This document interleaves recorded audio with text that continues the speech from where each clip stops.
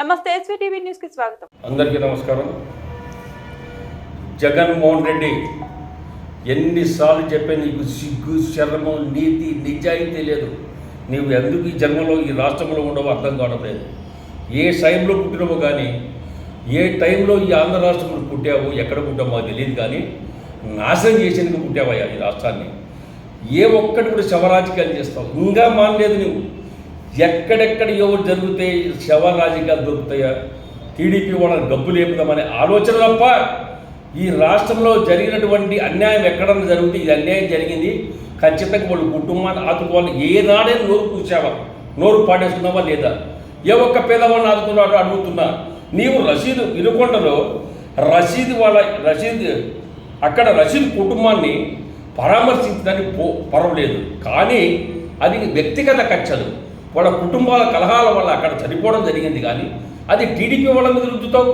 ఏ దొరికితే టీడీపీ వలన అర్థాంతంగా పెద్ద మొగోడు మాదిరి బెంగళూరు నుంచి ప్యాలెస్ నుంచి పెద్ద ప్యాలెస్ 80 రూమ్ల ప్యాలెస్ తీసి పెట్టి ఏదో రాజకీయం అని చెప్పి వినకుండా ఊరుకుంటూ వచ్చావే, సిగ్గుందని గడుగు. 5 సంవత్సరాలు ఎట్లా చేసావా నువ్వు ముఖ్యమంత్రిగా?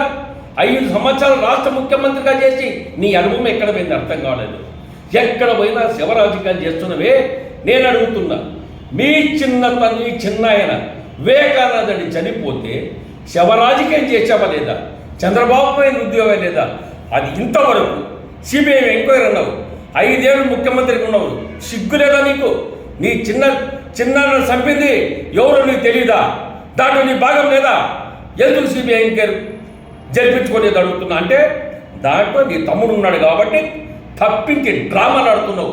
శివరాజకీయాలని నీవయ్యా చాతగాని దద్దమ్మ, చాతగాని జగన్మోహన్ రెడ్డి సిగ్గు తెచ్చుకో. నువ్వు చంద్రబాబు నాయుడు విమర్శిస్తావా? తెలుగుదేశం పార్టీ జోలికి రావద్దు. చంద్రబాబు ఎప్పుడు శివరాజకీయాలు చేయడు.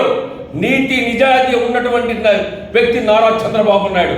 నీ మాదిరి చాతగాని మంచిగా చేతులతో చూపిస్తాడు. ఇవాళ రాష్ట్రాన్ని అడ్డగోలుగా నాశనం చేశావు, రాష్ట్రం సర్వనాశనం చేశావు. రాష్ట్రంలో తెలుగుదేశం మీరు అధికారంలో ఉన్నప్పుడు తెలుగుదేశం పార్టీ కార్యకర్తలు చిత్తుగా తన్ని రాళ్లతో కొట్టి ఎలా ఎన్ని అరాచకాలు చేస్తూ సృష్టించావో, ఎంతమందిని ఎలక్షన్లో కూడా పాల్గొనకుండా చేసి దౌర్భాగ్యపరి తెచ్చావే, సర్వనాశనం చేశావే.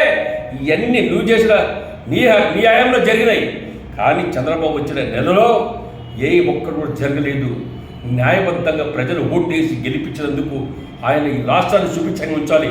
ఈ రాష్ట్రం నష్టపోయింది, రాష్ట్రం ఏ విధంగా ఖజానాన్ని ఇచ్చాలని చెప్పి ఆలోచన చంద్రబాబు నాయుడు ఉంటే ఈరోజు ఈ యొక్క సంబంధం లేని వ్యక్తిని విషయాన్ని తెచ్చి ఈ రషీద్ కుటుంబాన్ని తెచ్చి రాష్ట్రపతి పాలన పెట్టామంటావా? ఆంధ్ర రాష్ట్రంలో సిగ్గు లేదు నీకు? రాష్ట్రపతి పాలన దేని పెట్టాలి చెప్పు?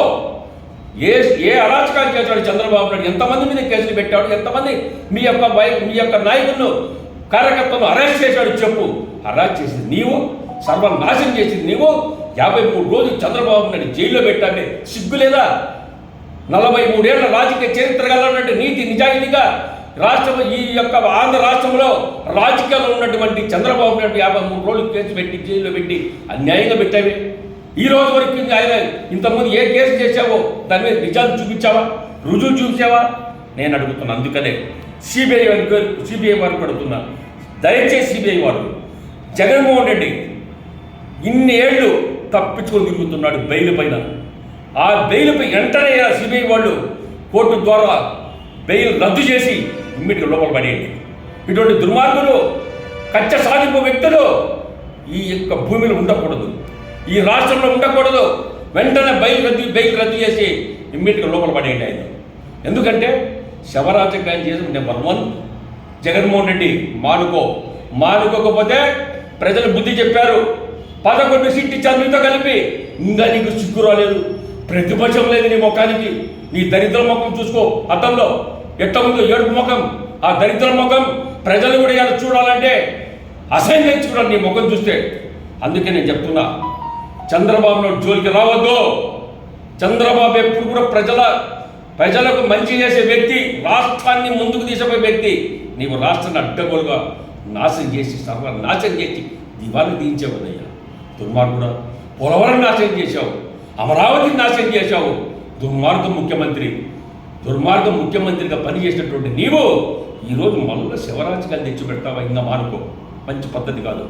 ఇంట్లో కూర్చో, లేకపోతే రాజకీయాలు మానుకో, లేకపోతే ఈ రాష్ట్రం కాదు ఈ దేశం విడిచి వెళ్ళిపోతే దయచేసి.